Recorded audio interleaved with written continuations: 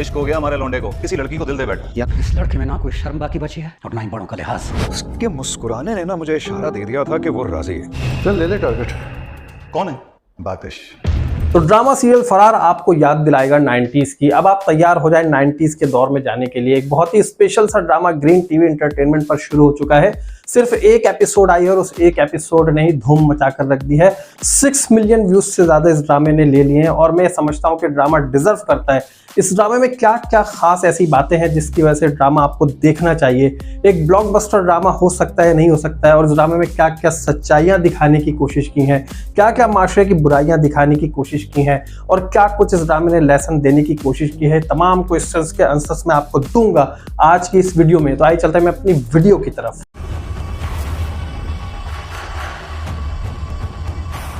तो अब 90s के दौर की अगर हम बात करें तो 90s में मैं अपनी बात अगर करता हूं तो मैं उस वक्त एक स्कूल गोइंग किड था, स्कूल जाता था, लेकिन हम वो दिन नहीं भूले कि जिस तरह से कराची के हालात थे। फौरी तौर पर जो है स्कूल्स बंद हो जाते थे, मार्केटें बंद हो जाती थी, सड़कें सुनसान हो जाती थी, वीरान हो जाती थी और तमाम लोग अपने अपने घरों में बैठ जाते थे। और उस वक्त जो है रोड पर, सड़कों पर एम्बुलेंस, रेंजर्स और पुलिस की गाड़ियां घूम रही होती थी। कहीं से फायरिंग की आवाज आती थी, कहीं से धमाकों की आवाजें आती थी। इस तरह का कुछ दौर हुआ करता था 90s में। जो लोग उस वक्त समझ बूझ रखते थे उन्हें तो पता होगा, या मेरी तरह का कोई उस वक्त जो एक यंग किड हुआ करता था उसे तो पता होगा कि 90s में क्या कुछ हुआ करता था। और बाकी अगर जिन लोगों को नहीं भी पता तो वो ये ड्रामा देखेंगे, उन्हें पता चल जाएगा कि 90s में क्या कुछ हुआ था। आई होप कि इस ड्रामे में तमाम चीजें फेयर पॉलिसी के तहत अच्छी तरह से सही दिखाने की कोशिश की गई होगी और की जाएगी कि आखिर जो हमारे माशरे में बुराइयां हैं या अच्छाइयां हैं उन्हें किस तरह से पेश किया जाना चाहिए। तो इस ड्रामे की जो सबसे खास बात है वो यही है, एक तो ये आपको 90s के दौर में ले आएगा, आपको एक पॉलिटिकल पार्टी की याद दिलाएगा, ऐसी पॉलिटिकल पार्टी की याद दिलाएगा कि जिसके नाम से पूरा कराची चल रहा होता था। पूरे कराची में खौफ की फिजा होती थी, पूरे कराची में तहफ़्फ़ुज़ की फिजा भी होती थी। ये तमाम चीज़ें शामिल हुआ करती थी। कुछ लोगों के लिए खौफ की अलामत था, कुछ लोगों के लिए तहफ़्फ़ुज़ की अलामत था, कुछ लोगों के लिए बहुत ज़्यादा हेल्पिंग था तो कुछ लोगों के लिए बहुत ज़्यादा इरिटेटिंग भी हुआ करता था। ये तमाम अंसर शामिल हुआ करते थे। और 90s का दौर वो दौर था कि जिस वक्त कराची की जो पॉलिटिकल हैसियत थी बहुत ज़्यादा चेंज हुई। बहुत सारी पॉलिटिकल पार्टीज सामने आई और बहुत सारी पॉलिटिकल पार्टीज परवान चढ़ी और बहुत सारी पॉलिटिकल पार्टीज बहुत डाउन गई हैं। लेकिन इस ड्रामे में क्या दिखाने की कोशिश की है वो मैं आपको बताता हूं ताकि आप लोग ड्रामे की तरफ वापस आए, पॉलिटिक्स की तरफ ना जाएं। तो इस ड्रामे का स्टार्ट हुआ एक पॉलिटिकल पार्टी से। एक पॉलिटिकल पार्टी दिखाई गई, उस पार्टी का नाम मैं नहीं लूंगा, आप लोग बहुत बखूबी वाकिफ है उस पॉलिटिकल पार्टी से। और यहाँ पर दिखाया गया एक टेलीफोनिक खिताब तमाम कारकुनों से। एक कैबिनेट के जो अरकान है उनके साथ एक टेलीफोनिक डिस्कशन चल रही थी। उस डिस्कशन में एक जो है भाई भाई का अल्फाज इस्तेमाल किया जा रहा था। और भाई किसे कहते हैं तो आप और हम बहुत अच्छी तरह से जानते हैं। और जिसे भाई कहा जाता है उसे ना सिर्फ उसके घर वाले भाई कहते हैं, उसके दुश्मन तक उसे भाई कहते हैं। ना सिर्फ कराची, पाकिस्तान, बल्कि पूरी दुनिया में भाई के नाम से आज भी जाने जाते हैं। और वो भाई कौन है आप और हम बहुत अच्छी तरह से जानते हैं। अब उस पॉलिटिकल पार्टी के हवाले से जब मुझे आवाज़ आई तो उस आवाज़ ने मुझे कहीं और सोचने पर मजबूर कर दिया। और मुझे वो वक्त याद आया कि जब करीमाबाद के पुल पर एक जलसा हुआ था और वहाँ पर लाखों की तादाद में लोग मौजूद थे और भाई की एक आवाज़ आई थी और कहा गया था खामोश, तो पूरा जलसा खामोश हो गया था। और जब भाई ने कहने को कहा था तो लोगों ने शोर मचाया था। तो यहाँ पर हमने ये देखा था कि भाई की कितनी ओबीडियंसी थी, यहाँ पर भाई के कितने ओबीडियंट थे लोग, कितनी रिस्पेक्ट किया करते थे, ये उस वक्त की बात है। लेकिन इस ड्रामे में कुछ इसी तरह की चीज़ें दिखाई गई हैं कि भाई के कहने पर सब लोगों ने चूड़ियाँ तक पहन ली और उसके बाद जो है भाई के हुक्म पर अमल करते चले आए हैं। इस ड्रामे में हमें ये भी दिखाया गया है कि जो अहमद अली अकबर हैं वो एक ईमानदार पुलिस ऑफिसर हैं। पुलिस का एक हमें सीन दिखाया गया कि पुलिस स्टेशन में क्या कुछ होता है। और मैं सलूट करता हूं ग्रीन टीवी एंटरटेनमेंट को कि उन्होंने पॉलिटिकल पार्टी के साथ साथ पुलिस डिपार्टमेंट को भी ठीक उसी तरह दिखाया है जैसा कि कराची के हालात के तहत यहाँ पर होता चला आया है। अभी का नहीं पता कि अभी कुछ हालात बदले हैं इंटरनली या वैसे ही हैं, लेकिन इस तरह जरूर हुआ करता था। यही दिखाया गया कि गरीब बंदा जो कि पुलिस को किसी तरह पैसे मांग रहा था या पैसे नहीं दे रहा था, उससे उसके ठेले समेत उसे थाने में ले गए और वहां पर उसकी चीजें खा रहे थे, उड़ा रहे थे। एक ईमानदार पुलिस ऑफिसर आया और आने के बाद जो है उसने तमाम लोगों से पैसे भी लिए, उस लड़के को वहां थाने से बाहर भी निकाला। तो पुलिस के दोनों रूप दिखाए गए। हर जगह काली भेड़ और सफेद भेड़ें मौजूद होती हैं, यहाँ पर यह भी दिखाने की कोशिश की गई है। और अहमद अली अकबर को इस वक्त मुअत्तल किया हुआ है क्योंकि वो एक ईमानदार पुलिस ऑफिसर है। और ईमानदार पुलिस ऑफिसर के साथ हमेशा इसी तरह होता है कि उनके इख्तियारात ले लिए जाते हैं, सिर्फ उन्हें सैलरी दी जाती है एक लानत के तौर पर कि आप बैठे आराम से, आपने ईमानदारी की है तो ईमानदारी का सिला हम आपको ऐसे देंगे कि आपकी अथॉरिटी जो है वो हम ले लेते हैं और आप जो है आराम से ग्राउंड होकर बैठे रहे, अपनी सैलरी लेते रहे। एनीवेज इसके बाद हम चलते हैं हमजा अली अब्बासी, इसमें एक लीडिंग रोल है और हमजा अली अब्बासी को कौन नहीं जानता है। यहाँ पर हमजा अली अब्बासी का जो रोल दिखाया गया है वो पॉलिटिकल पार्टी के एक सरगर्म कारकुन की हैसियत से काम कर रहे हैं और ड्रिल श्रिल करना, लोगों को मारना धारना इनके लिए कोई मसला नहीं और पॉलिटिकल पार्टी बहुत सरगर्म है। दूसरी तरफ हमें दिखाया गया है कि इनके अपोजिट जो एक लव स्टोरी भी होगी इस ड्रामे में, क्योंकि जिस लड़की को दिखाया गया हमजा अली अब्बासी, उस लड़की के लिए बहुत कुछ अपने आप में चेंज लेकर आने वाले हैं। तो अब होगा ये कि हमजा अली अब्बासी किसी तरह जो है वो इस पॉलिटिकल पार्टी को छोड़ देंगे इस लड़की की वजह से और यहाँ पर पॉलिटिकल पार्टी इनके अगेंस्ट हो जाएगी। तो यहाँ पर कुछ क्लैशेस होने हैं।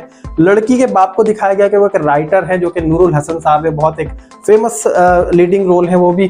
तो नूरुल हसन साहब वो है एक राइटर है और वो पॉलिटिकल पार्टी के खिलाफ बहुत कुछ लिख रहे हैं। उन लोगों ने आकर इन्हें जान से मारने की धमकी भी दी है। अब ये देखते हैं कि आने वाले एपिसोड में क्या इन्हें मार दिया जाएगा या रहने दिया जाएगा।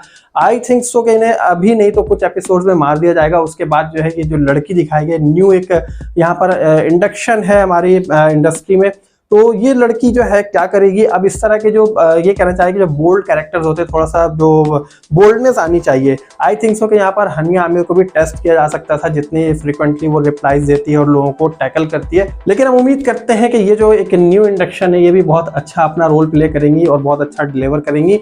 तो आने वाली एपिसोड्स में हम यही देखेंगे कि हमजा अली अब्बासी जो है इस लड़की के घर जाएंगे, किसी तरह इनके वालिद साहब की सुपारी उन्हें दी जाएगी, लेकिन उसे मारेंगे नहीं और मारे बगैर ही वापस आ जाएंगे। तो जो हमजा अली अब्बासी का एक और दोस्त है जो ड्रिल श्रिल चला रहा होता है, अब हमजा अली अब्बासी की सुपारी उसे दी जाएगी जो इनके लीडर्स हैं उनकी तरफ से कि तुम उसे मारो। लेकिन अब इन दो दोस्तों में किस तरह नफरत पैदा की जाएगी, हमजा अली अब्बासी जो है किस तरह उस लड़की की मोहब्बत में गिरफ्तार होकर उसे किस तरह प्रोटेक्ट करते रहेंगे। फिर एक और तरफ हम यही देखेंगे कि जो अहमद अली अकबर हैं जो पुलिस का रोल अदा कर रहे हैं और उन्हें इस वक्त ग्राउंड किया हुआ, मुअत्तल किया हुआ है, वो एक सस्पेंडेड ऑफिसर है, उनके पास अभी अथॉरिटीज नहीं है। लेकिन जब उनके पास अथॉरिटीज आएंगी तो वो क्या करेंगे, कराची के अमन को किस तरह वो स्टेबल करने की कोशिश करेंगे या इन पॉलिटिकल पार्टी से किस तरह निपटेंगे। ये पॉलिटिकल पार्टीज जो है किस तरह पॉजिटिवली लोगों को लेकर चलेगी, कहाँ पर इनकी नेगेटिविटी दिखाई जाएगी, ये तमाम चीज़ें हमें इस ड्रामे में देखने को मिलेंगी। फिर हमें इस कराची का इन्वायरमेंट दिखाया जाएगा कि इन गलियों में कितना खौफ होता था, कितना तहफ़्फ़ुज़ हुआ करता था कभी कि जब इस तरह के लोग घुमा करते थे, लोगों को किसी तरह चोर उचक्कों का कोई डर नहीं हुआ करता था। तो ये भी दिखाया जाएगा, कुछ लोगों को ये भी डर हुआ करता था कि यार ये लोग हमें लूट लेते हैं। तो इस तरह की चीज़ें दोनों एक मिला जुला अंसर जो है उस ड्रामे में आपको दिखाया जाएगा कि आखिर क्या कुछ हुआ करता था। दूसरी तरफ अगर हम देखें तो वहाँ पर हमें केपीके का इन्वायरमेंट दिखाया जाएगा। वहाँ पर यही दिखाया जाएगा कि किस तरह एक लड़का दूसरे लड़के को जो है सिड्यूस करने की कोशिश कर रहा है और वो लड़का जो है गैरत के नाम पे उसे कभी काट रहा है, कभी मार रहा है, कभी कुछ कर रहा है। और ये लड़का कोई और नहीं, हम सबका जाना माना जो अली जफर हमारे गुलकार है उनका भाई है दानियाल जफर। ये वाला एक जो लीडिंग रोल है उसे दिया गया है केपीके से, जो दिखाया जा रहा है गैरत के नाम पे। आई थिंक सो कि केपीके से ये भी कराची आएगा और जिस तरह जो है वो दिखाया जाता है कि दो जो मुख्तलिफ कल्चर्स होती हैं उनमें आपस में किस तरह क्लैश होता है गैरत के नाम पे या किसी तरह या कुछ ना कुछ इस तरह का सीन दिखाया जाएगा कि हमजा अली अब्बासी इसका कुछ क्लैश होना आगे जाके। क्योंकि अक्सर ये होता है कि कराची में जो केपीके से लोग आते हैं तो कुछ ऐसे मामला हो जाते हैं। ये एक रियलिटी की बात कर रहा हूँ मैं, बिल्कुल अगर आप रियल सिनेरियो में देखें तो सारा कुछ इसी तरह हो रहा होता है। तीसरी तरफ हम ये देखेंगे कि हमें एक लाहौर का भी सीन दिखाया जा रहा है बार बार ड्रामे में। उसमें दिखाया जा रहा है कि किस तरह किसी लड़की ने किसी आदमी से मोहब्बत की है, उसको अपने जाल में फंसा लिया, उस आदमी ने उस लड़की को फंसा लिया है, उस लड़की को पकड़ के टॉर्चर किया जा रहा है घर में बिठाकर। तो इस तरह के भी सीन हमें इस ड्रामे में देखने को मिलेंगे। अच्छा, जिस लड़की पे यहाँ टॉर्चर होता हुआ दिखा रहे हैं, लड़की कोई और नहीं है बल्कि जेंटलमैन ड्रामा हमने ग्रीन एंटरटेनमेंट से ही देखा था और बहुत जबरदस्त ड्रामा था हुमायूं सईद का।